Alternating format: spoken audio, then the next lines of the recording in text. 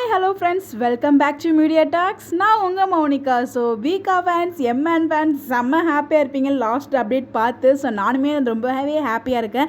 So நிறைய பேர் கேட்குறது என்னென்னா, இது கனவா நிஜமா அப்படின்ற மாதிரி நிறைய பேருக்கு இந்த டவுட் இருக்குது. ஸோ கனவாக இருக்குமோ அப்படி மாதிரியுமே நிறைய பேர் டவுட் பண்ணுறீங்க. இது எனக்கு யாருமே அப்டேட்லாம் ஷேர் பண்ணல, இது நிஜம் அப்படின்னு சொல்லிட்டு என்னோட ஒரு தாட் என்னென்னா, கண்டிப்பாக இது நிஜமாக இருக்க தான் ஹைலி சான்சஸ் இருக்குது. நான் எப்படி இவ்வளோ கான்ஃபிடென்ட்டாக சொல்கிறேன் அப்படின்னு பார்த்தீங்கன்னா, நம்ம எடிட்டர் போஸ்ட் பண்ணியிருந்தா இல்லையா வினோத் ப்ரோ, அதிலே பார்த்தீங்கன்னா எமோஷனல் அப்படிங்கிற மாதிரி போட்டிருந்தாங்க. ஒன் மோர் திங், 7:30க்கு சேஞ்ச் பண்ணுறாங்க. ஒட்டுமொத்த வீக்கா ஃபேன்ஸுமே எதிர்பார்த்துட்டு இருக்க அந்த ஒரு தருணம், விஜய் கிட்ட பிரெக்னன்சி எப்போ ரிவியல் பண்ணுவாங்க, வீக்கா எப்போ ரீயூனியன் ஆவாங்க அப்படின்னு சொல்லிட்டு தான்.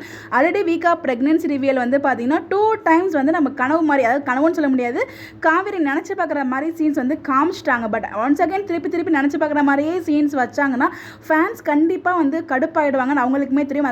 அதனால் திருப்பியும் நினச்சி பார்க்குற மாதிரி சீன்ஸ் வைக்க மாட்டாங்க. ஸோ இதை இன்னும் எனக்குள்ள ஒரு தாட்டு. ஸோ அந்த மாதிரி சீன்ஸ் வைக்கிறது ரொம்பவே சான்சஸ் கம்மி தான். ஸோ மேக்ஸிமம் ஹைலி சான்சஸ் பார்த்தீங்கன்னா ரியலாக இருக்க தான் நிறையவே வாய்ப்புகள் இருக்குது. 100% உங்களுக்கு ஹோப்பும் கொடுக்கல. என்னோட ப்ரிடிக்ஷன் அது நிஜமாக இருக்க தான் ஹைலி சான்சஸ் இருக்குது. பட் கனவாக இருக்க சான்சஸ் ரொம்ப கம்மிங்க. பிகாஸ் ஃபேன்ஸை டிசப்பாயின்மெண்ட் பண்ண மாட்டாங்க.